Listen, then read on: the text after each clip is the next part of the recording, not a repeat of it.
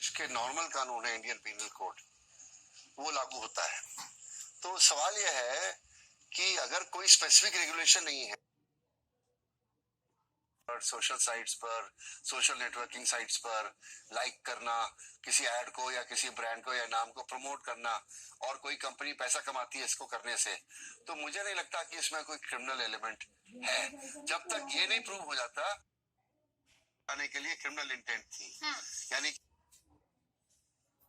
तो ये जो इंडियन पेनल कोड के बेसिक प्रोविजंस हैं जी 420 के, अगर ये प्रूव कोई कर सकता है तो तभी वो इलीगल बनेगा, अदरवाइज तो उसमें मुझे तो कोई इलीगल लगता नहीं है। जी जी, मेरे साथ सुमित अग्रवाल भी हैं जो कि एक्स लीगल एडवाइजर है सेबी एंड पार्टनर के सुहान लॉ एडवाइजर्स के साथ ये फिलहाल है। Mister Agrawal, I just want to know one thing कि हमने सेबी से बात की और पूछा कि भाई ये जो कंपनियां हैं ये किसके अंडर में आती है, तो सेबी ने कहा कि हमारे अंडर में नहीं आती है। आप देखिए, ये कंपनी कह रही है कि लोगों से हमने पैसा लिया लेकिन वो निवेशक नहीं है, वो पब्लिशर है, क्योंकि उनकी वेबसाइट पर हमने अपना एड यहाँ पर पब्लिश किया है। तो आप मुझे बताइए कि आखिर ये किसके अंडर में आता है, कौन है इसका माई बाप यहाँ पर? Thank you. मैं जी बिजनेस के सारे दर्शकों को ये बताना चाहूंगा कि ये मामला काफी पेचीदा है और सामान्यतः जो कंपनियां धोखाधड़ी वाली या डिपॉजिट लेने वाली कोई भी स्कीम चलाती है, तो इन सारी स्कीमों को भारतीय कानून में 3 तरीकों से देखा जाता है। एक तो कानून है price jets and money circulation scheme banning act के नाम से, ये 1978 का कानून है और ये कानून वित्त मंत्रालय के अंडर में राज्य सरकार इम्प्लीमेंट करती है। और जो स्कीम जिनको हम जनरली जानते हैं मल्टी लेवल मार्केटिंग स्कीम्स या चेन मार्केटिंग स्कीम्स या पिरामिड स्कीम्स, ये सारी उस एक्ट के अंडर में आती है जी। जबकि सेबी के अंडर में कलेक्टिव इन्वेस्टमेंट स्कीम्स आती हैं और कलेक्टिव इन्वेस्टमेंट स्कीम्स का मतलब वो स्कीम्स नहीं है जो प्योरली फ्रॉड है। ये सामान्यतः एक भ्रम है और सेबी से एक एक्सपेक्टेशन है कि जो भी कोई भी स्कीम जिसमें फ्रॉड हो रहा है वो सेबी को जांच करनी चाहिए और सेबी को एक्शन लेना चाहिए।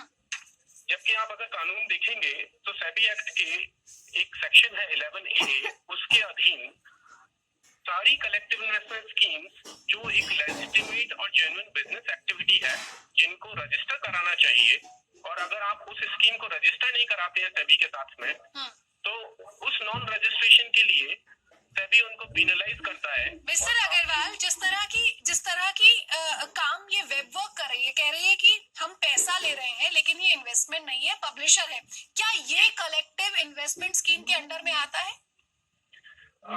सीधे ये कह देना कि ये कलेक्टिव इन्वेस्टमेंट स्कीम के अंडर में आता है, ये कहना तो थोड़ा मुश्किल है। पर कानून में एक प्रोविजन है कि अगर आप किसी भी ग्रुप के लोगों से 100 करोड़ से ज्यादा का अगर पैसा इकट्ठा कर रहे हैं जी, तो उसको CIS के अंडर में लिया जा सकता है जी। और वो कब पता चलता है सर? क्योंकि बहुत सारी ऐसी कंपनियों का खुलासा जब हो जाता है, फ्रॉड के नाम पर हो जाता है जब खुलासा, उसके बाद सरकार ये कहती है कि इस कंपनी ने ऐसे किया, लोगों को बेवकूफ बनाया, पैसे लिए गए, लोगों के बहुत सारे पैसे इसमें अटक जाते हैं। क्या उस समय पर इस तरह की बयानबाजी करना सही है, या फिर आपको लगता है कि उससे पहले ही आपको नियम कानून स्पष्ट कर देने चाहिए, क्योंकि अब डिजिटल वर्ल्ड है। मिस्टर खन्ना, आप भी जानते हैं कि सब कुछ आजकल सोशल मीडिया पर है, सबके सामने है, खुल्लम खुल्ला है। ऐसे में क्या रूल्स एंड रेगुलेशंस को और बहुत अच्छे से क्लैरिफाई नहीं कर देना चाहिए? देखिए, रूल्स और रेगुलेशंस तभी क्लैरिफाई करने के स्कोप होता है जब रूल्स और रेगुलेशन होते हैं जी। फेसबुक पे नहीं है इसका, जो नॉर्मल फ्रीडम ऑफ स्पीच है भारतीय संविधान के अंदर, freedom to right to speech and expression, उसके तहत आप कुछ भी पोस्ट कर सकते हैं। हाँ, अगर कोई ऑफेंस बनता है वो तब बनता है जब कोई पोर्नोग्राफिक मटेरियल करें या किसी गलत बात को बयान करें या कोई फ्रॉडलेंट चीज करें, तो आप कॉज ऑफ एक्शन बनता है। परंतु जहां तक सेबी की बात है, सेबी का काम है कैपिटल मार्केट में। वो ये कहती है कि आपने पब्लिक से पैसा इकट्ठा करना है बिजनेस के लिए, तो आप हमारे से रजिस्टर होइए और फिर उसके हिसाब से आप IPO लाइए, आप उसके रूल रेगुलेशन फॉलो कीजिए। और यदि आप उसको करे बिना करते हैं, जैसे सहारा को उन्होंने और पर्ल ग्रुप को उन्होंने अपने नीचे लिया, उन्होंने कहा कि आपने पैसा इकट्ठा किया विदाउट परमिशन ऑफ सेबी और विदाउट फॉलोइंग द रूल्स, तो परंतु आप लाइक करोगे और मैं आपको पैसा दूंगा। और ये कंपनियां टैक्स भी दे रही है नहीं सरकार तो टैक्स तो देंगे ही, हाँ। क्योंकि वो बिजनेस अपने वो उनका क्लेम है कि हमारा बिजनेस लेजिटिमेट है। हाँ। अब मुझे नहीं पता कि इस मामले में क्यों एक्शन लिया गया, किसके कहने पे लिया गया, पर बार देखा जाता है जी। कि जब कोई बिजनेस ग्रो करता है तो उसके राइवल्स उससे ईर्ष्या और जेलसी के कारण भी हाँ। उसके खिलाफ आरोप लगाना सर शुरू लेकिन कर ये देते हैं। बहुत होता है क्योंकि ये स्कीम्स बहुत लुभावनी होती है। मेरे साथ मेरे सहयोगी प्रकाश प्रियदर्शी है जिन्होंने ये पूरी की पूरी स्टोरी यहाँ पर हमारे सामने लाए। प्रकाश, लोग आपके साथ मौजूद हैं और हम सब लोग इन सोशल मीडिया साइट्स पर है और जाहिर तौर पर जब इस तरह का कोई एडवर्टीजमेंट अपनी स्क्रीन पर देखते हैं तो थोड़े से अट्रैक्टेड जरूर हो जाते हैं कि let me just open it and see what's there inside it. क्या मैं इजी मनी कमा सकता हूँ? क्योंकि देखिए बहुत इजी मनी है कि आप लाइक कीजिए, वीडियो शेयर कीजिए और आप पैसे आराम से कमा लेंगे। क्या लोगों के बीच जागरूकता है इस बात को लेकर कि भाई ये कंपनियां जो है ये फ्रॉड भी हो सकती है, आपका पैसा फंस भी सकता है?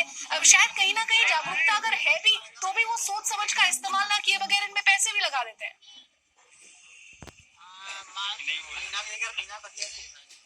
जी बिल्कुल, देखिए मैं सेक्टर 2 में हूँ, उस ऑफिस के उस कंपनी के दफ्तर के बाहर हूँ। वे वॉक नाम की कंपनी है, काफी इन्वेस्टर्स हमारे साथ हैं, काफी लोग हैं। कंपनी जिनको पब्लिशर कहती है, हम उनसे जानने की कोशिश करेंगे कि इस तरह के स्कीम्स में जब उन्होंने पैसा लगाए, उन्होंने किस तरह का बैकग्राउंड देखा, किस तरह के फायदे उनको हो रहे हैं, कितना रिटर्न उनको मिल रहा है, हम उनसे जानने की कोशिश करेंगे। सीधे सर आप बताइए, आप भी आपने पैसा लगाया हुआ है, आपका अभी तक एक्सपीरियंस क्या रहा और आपके कितने पैसे लगे हुए हैं?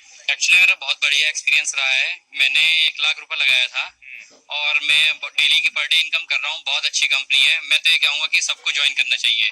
ये जो बेकार की बकवास करते हैं कि ऐसा नहीं आ रहा, ये नहीं आ रहा, कल एबीपी न्यूज ने गलत न्यूज दिखाई थी अनुराग जैन के बारे में। मेरे पास उनका व्हाट्सएप चैट है कि वो फ्रॉड बंदे हैं। आपको इसका एक्सपीरियंस ठीक रहा? आप बताएं, आपका क्या, आपने भी लगाया हुआ है पैसा? हाँ सर, मैंने इन्वेस्टमेंट नहीं करी है। मैं एक पब्लिशर हूँ वैम्पर का, और मैंने इसमें प्लान लिया हुआ है 1,15,000 रुपए का। तो मेरा एक्सपीरियंस काफी अच्छा है। मेरे पर डे पैसे आ रहे हैं और इसमें कोई दिक्कत नहीं है। आपको पैसे आ रहे हैं, लेकिन हाँ, सबसे कुछ लोग ऐसे भी हैं जिनको पैसे डिले आ रहे हैं, काफी देर से आ रहे हैं। आप बताएं, आपने भी सब पैसा लगाया हुआ है? किसी और कंपनी नहीं, हमारे पैसे बहुत अच्छे तरीके से आ रहे हैं, कोई ऐसी बात नहीं है। हम भी पब्लिशर हैं इसके, हमने कोई इन्वेस्टमेंट नहीं किया है। तारिक साहब, आपको मैं यहाँ पर बोलना चाहूंगी, मेरे साथ पारिक साहब तो है ही। पारिक साहब, आपने लोगों की बात यहाँ पर सुनी जो कह रहे हैं कि हमारे पैसे आ रहे हैं, ये बिजनेस मॉडल बहुत अच्छा है, हमें टाइम पर पैसे मिलते हैं। क्या ऐसे में आपको नहीं लगता कि क्लैरिफिकेशन की जरूरत है? यहाँ पर इजी मनी है ये हम सब जानते हैं, लेकिन किसी रूल एंड रेगुलेशन के अंडर नहीं आती है ये कंपनियां। मेरे ख्याल से